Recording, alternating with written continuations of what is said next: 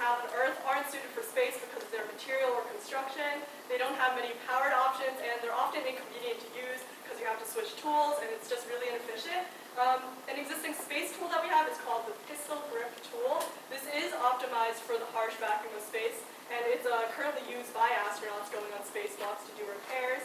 But this is not really a convenient tool to use because, like we said, astronauts are wearing these bulky spacesuits. They might have difficulty switching between tools. They can't really bring multiple out. So the pistol grip tool is not really an optimal instrument to be doing repairs with. So we thought that a good, practical, and useful way to solve this problem is our spacewalk multi-tool. So the way we designed this multi-tool, originally we considered making it some sort of robotic hand or arm. However, these are in use and they don't function the way that they should in space.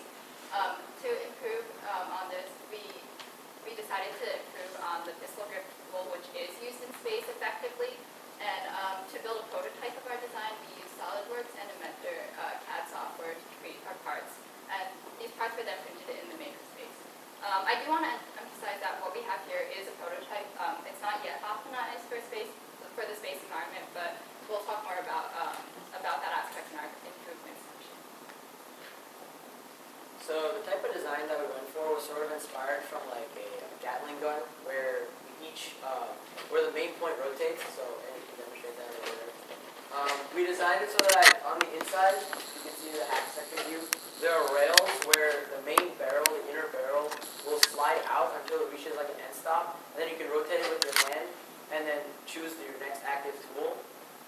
In this CAD model, you'll see that we have a handle, but that's not what we have over there, because we ended up running into time and cost constraints, which is why we weren't able to like come up with a super finalized model, but we still were able to make something that works. So.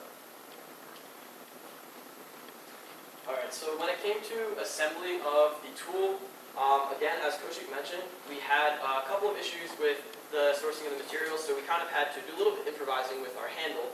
The handle is where most of the electronics components are housed. You can see that we have the main control center of the tool is this Arduino Nano.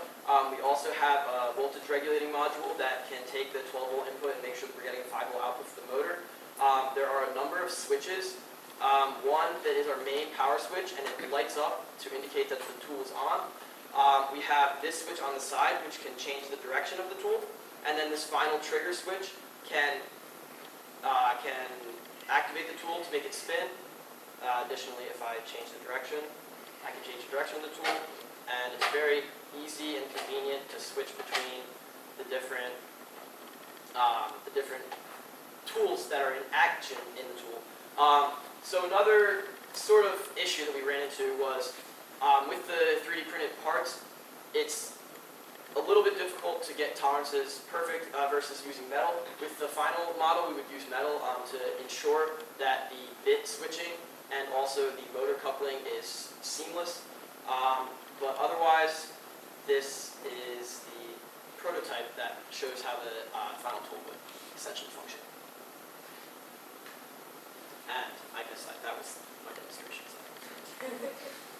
So in the future, some improvements that we will want to make is to better design the handle so that the circuitry is covered up and that the astronauts have a better grip on the tool. We will also want to